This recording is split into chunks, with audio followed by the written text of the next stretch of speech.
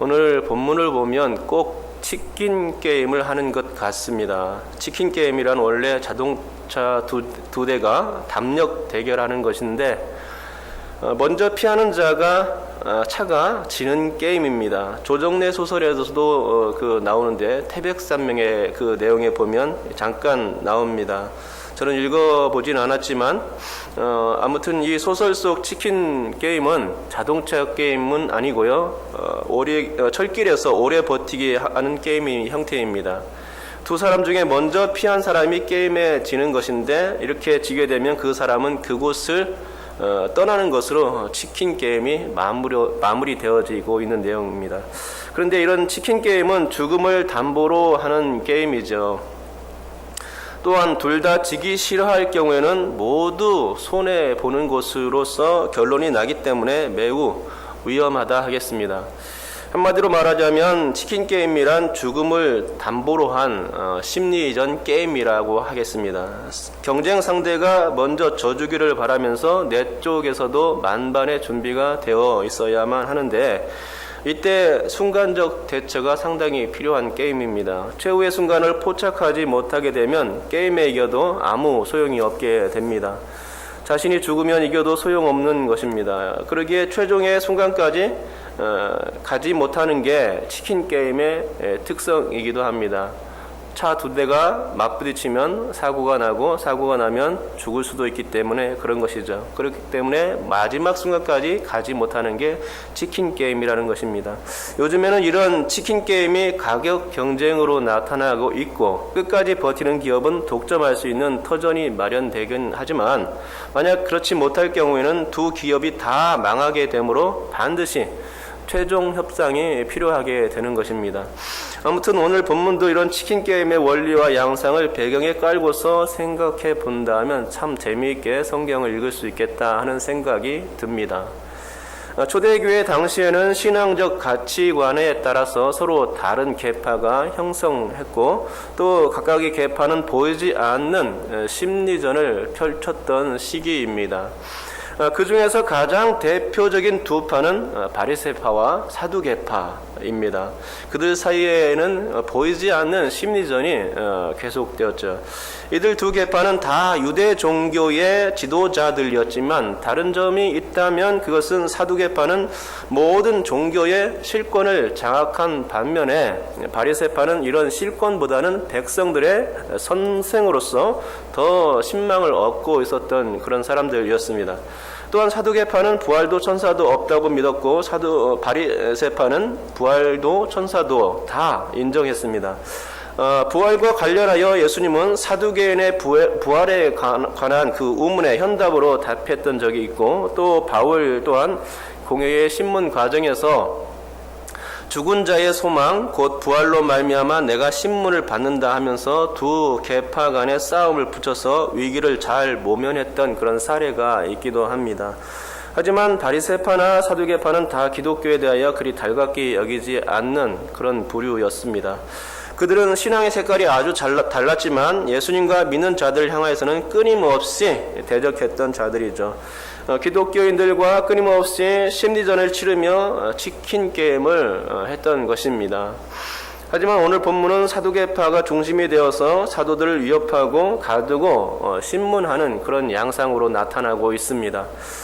사두개파란 사독 제사장의 후예들로서 성전을 섬기는 제사장 가문의 사람들을 가리킵니다. 성전을 맡아서 일하는 사람들이 어떻게 성전 대신 예수님을 대적하고 또 성전된 성도들을 핍박할 수 있는지 잘 이해가 되지는 않습니다. 그러고 보면 우리도 사탄에 보이지 않는 소나기에 휘둘릴 수 있다는 생각을 잠시라도 잊어서는 안 된다는 생각이 듭니다. 아무튼 오늘의 치킨 게임 양상은 사두개파와 사도들 간의 신경전 양상으로 나타났습니다.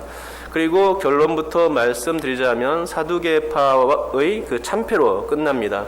왜냐하면 하나님의 도우시는 손길이 사도들과 함께 했기 때문입니다. 그렇습니다. 예수님의 이름으로 하는 그 모든 일에는 실패가 없습니다. 우리는 이 사실을 알아야 합니다. 하나님과 함께 할 때 언제나 승리가 있다는 것을 알고 있어야 합니다. 그래야만 중간에 믿음을 잃지 않는 그런 일들이 있게 됩니다. 끝까지 주님을 붙들고 나아갈 수 있게 된다는 것이죠. 우리 구주 예수 그리스도의 이름으로 나가는 곳엔 절대 실패가 없고 오직 승리만 기다리고 있다는 사실을 믿고 나가야 되는 것입니다. 이걸 알아야 어려움이 와도 넘어지지 않게 되죠. 만일 이 사실을 알지 못하면 고난의 상황에서 실패하게 될 수 있습니다.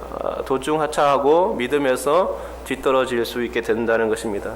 조금이라도 핍박이 오면 넘어질 수 있게 된다는 것입니다. 하나님이 나를 도우신다라는 그런 신뢰를 놓치게 되면 결국 패배로 이어질 수 있는 것이죠. 오히려 예수 믿는 일이란 끊임없이 이런 신앙의 신경전에서 그것을 극복하고 승리하고 나가는 것이 바로 우리 신앙의 터전이고, 그런 상황이 계속되는 것이 이 치킨 게임 양상이라 할 수 있겠죠. 그러기에 하나님의 도우심을 인지한다는 것은 그만큼 중요하겠습니다. 그러면 어떤 신경전이 오고 갔는지 구체적으로 한번 살펴보겠습니다. 오늘 이 게임을 살펴볼 때에 3라운드로 저는 생각해 보았습니다. 그 첫째 라운드는 사도들이 사두개 당파들의 시기로 인하여 감옥에 갇히기까지의 내용입니다. 열심히 복음을 전해야 할 사도들의 입장에서는 이 일이 상당히 난감한 일이 되었죠. 이제 감옥에 갇히게 되었으니 복음을 전할 수 없게 되는 그런 상황이 벌어진 것입니다. 근래에 저들이 예수 이름으로 아무것도 하지 못하게 하니까 너무 힘들었었는데 이제는 아예 감옥에까지 갇히게 된 것이죠. 그것도 병사들이 철저하게 지키는 공적인 감옥에 갇힌 것입니다. 사두개 당파들도 이렇게 하면 자신들이 이 심리전에서 승리한 것이라 믿었을 것입니다. 사도들이 이제는 꼼짝 못하겠지라고 생각했던 것이죠. 그래서 사도들을 옥에 가두고는 안심했습니다. 치킨 게임에서 이기는 가장 최적의 방법이 사도들을 감옥에 가두는 것이라 생각했고, 결국 그렇게 함으로써 그들은 이제 마음을 놓았던 것이죠. 그러니까 1라운드는 사두개파의 승리로 끝난 것입니다. 손발 다 묶어 놓았으니 이제 승리했구나 라고 생각했던 것입니다. 누가 봐도 사도들은 힘이 없었고 그 상황에서 당할 수밖에 없었죠. 하지만 제2라운드와 제3라운드가 있었음을 그들은 깨닫지 못했을 것입니다. 자, 이제 2라운드로 접어듭니다. 1라운드는 사도들이 감옥에 갇힌 것으로 끝났지만 제2라운드는 감옥 안에서 시작됩니다. 그리고 곧바로 2라운드의 종이 울리자마자 쇼생크 탈출이 벌어집니다. 영화 쇼생크 탈출 여러분 보셨습니까? 저도 보았는데 상당히 감명 깊게 보았던 기억이 납니다. 쇼생크 탈출 영화는 악명 높은 감옥 쇼생크를 탈출한 한 남자의 이야기를 다루고 있지요. 극중 주인공인 앤디는 사전에 성경책 속에 숨겨두었던 글귀로 흙을 날마다 조금씩 파나갑니다. 그러다가 결정적인 순간이 왔고 그날은 비가 많이 오고 천둥 번개가 치는 날이었습니다. 그때 앤디는 하수구 파이프를 뚫고 감옥을 탈출하는 것입니다. 이게 영화 속 쇼생크 탈출의 내용인데 감옥 탈출이라는 점에서는 오늘 본문과 매우 흡사합니다. 하지만 방법에 있어서는 전혀 다르죠. 오늘 본문에서 알려주는 제2라운드의 상황은 주의 사자들이 사도들을 도와서 탈출하게 되는 내용인 것입니다. 그러기에 땅을 팔 필요도 없었고 발각될까봐 두려워할 일도 전혀 없었다는 것입니다. 쇼생크에서는 레드나는 다른 죄수가 앤디의 탈출을 도왔지만 본문에는 사람이 도와준 것이 아니죠. 누가 도와줬습니까? 바로 주의 천사가 도와준 것입니다. 그것은 초자연적인 방법이었습니다. 사람이 힘으로 인력으로 어떤 것을 해서 탈출한 것이 아니었습니다. 하나님께서 도우셨던 것입니다. 감옥을 열고 탈출한 게 아니었죠. 또 초병들의 눈을 속인 것도 아니었습니다. 어떻게 보면은 마술과 흡사했고 주의 천사의 도움에서 탈출한 장소는 그리고 성전이었던 것입니다. 천사는 도와주면서 가서 성전에 가서 이 생명의 말씀을 다 백성에게 말하라 라고 전했는데 사도들이 도착한 장소는 정말로 성전이었고 거기서 그들은 주의 사자의 지시대로 하나님의 말씀을 새벽 내내 가르치고 전파했던 것을 보게 됩니다. 그런데 재미있는 것은 사두개 당파는 이런 사실들을 모르고서 사도들을 어떻게 처치할까 하며 공회원들을 모으고 사도들을 불러오라 지시를 내렸던 것입니다. 그런데 감옥에 지시를 내려서 오라고 했는데 어떻게 되었습니까? 그게 이제 21절 내용인데요. 사두개 당파가 이런 짓을 하는 동안 사도들은 자유로운 몸이 되어 있었고 더군다나 그들이 그렇게 싫어하는 예수의 복음을 전파하고 있었던 것입니다. 감옥 안에는 아무도 없었던 것이죠. 이미 탈출했던 것입니다. 그것도 이 성전에서 사두개인들이 주무대라고 생각하는 그 성전에서 이 사도들이 주의 복음을 전하고 있었던 것입니다. 그러니까 얼마나 이 종교 지도자들의 입장에서는 얼마나 자신들이 정말 이 사도들을 보면서 당혹했을까 하는 생각이 듭니다. 사도들은 호랑이 굴에서 천연덕스럽게도 주의 복음을 전했던 것입니다. 사도들은 하나님의 명령이니까 온전히 순종하는 모습이었죠. 그렇지만 종교 지도자들에게는 그것이 매우 당혹스러운 사건이었던 것입니다. 복음이란 부끄러움도 개의치 않고 오직 성령께서 주시는 담력으로 감당할 수 있는 일인데 지금 사도들이 성령 충만하여서 그 새벽 미명에 그렇게 예수를 열심히 증거했던 것입니다. 그러니까 제2라운드의 전반부가 엄격하기로 소문난 쇼생크 같은 감옥에서 주의 천사의 도움으로 빠져나온 것이라면 제2라운드의 후반부는 성전에서 저들이 그토록 싫어하는 예수의 복음을 전했던 일이었습니다. 그러니까 제1라운드에서는 완전히 사도들의 전패로 끝났고 그렇게 보였지만 제2라운드에서는 완전히 역전된 것입니다. 이처럼 제2라운드의 전반부와 후반부는 완전한 사도들의 승리였다는 것입니다. 이때 사도들은 전혀 신경전을 벌일 필요도 없었습니다. 그저 감옥에 갇히자마자 자연스럽게 주의 천사가 나타났고 탈출 작업을 도와주었다는 것입니다. 그리고 성전으로 탈출한 뒤로는 예수의 십자가와 부활 메시지를 전하면 되었던 것입니다. 아주 단순했습니다. 사도들은 할 일이 없었죠. 하나님께서 도우셔서 하나님의 손으로 했던 그 모든 역사 가운데서 자신들이 그냥 임무에만 충실해만 됐던 것입니다. 하지만 그 사이에 사두개 당파는 사도들을 어떻게 처치할까 신경전을 벌여야만 했고 감옥에서의 정갈은 그렇게 유쾌한 것이 아니었죠. 완전한 패배로 끝났던 것입니다. 감옥에 가두면 모든 일이 자신들의 뜻대로 종교적 독과점 질주가 이루어질 줄 알았는데 이제는 그것이 아닌 것을 알게 된 것입니다. 그리고 나서 이제 제3라운드가 이제 시작되었습니다. 그리고 얼마 후 TKO 선언됩니다. 우리 다 같이 26절을 한번 읽어보겠습니다. 26절 읽겠습니다. 시작. 성전 맡은 자가 부하들과 같이 가서 그들을 잡아왔으나 강제로 못함은 백성들이 돌로 칠까 두려워함이더라. 아멘. 26절 이후에도 내용은 계속되고 있고 또 41절에서는 사도들이 공회원들에 의해서 채찍질 당하고 석방되는 장면이 나오고 있지만 사실상의 종결은 방금 읽은 26절입니다.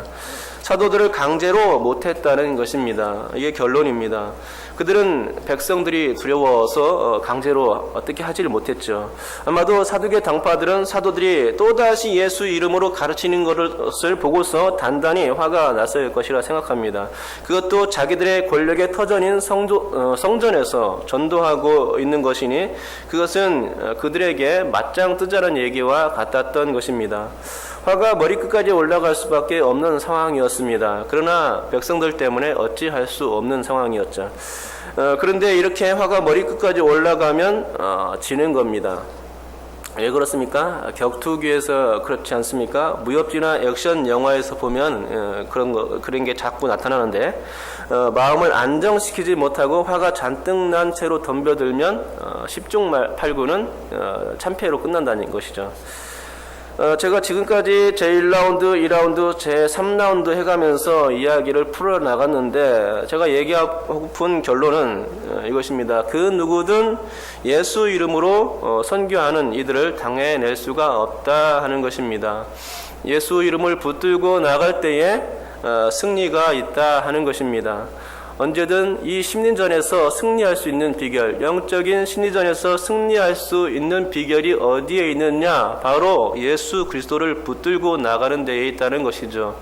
그러면 이 치킨 게임, 영적인 치킨 게임에서 이길 수 있다는 것입니다. 그러나 이 심리전, 하나님을 놓친 상태에서는, 예수님을 놓친 상태에서는 질 수밖에 없다는 것입니다. 그것은 백전백패이죠. 우리가 세상을 어떻게 이깁니까? 방법이 없습니다.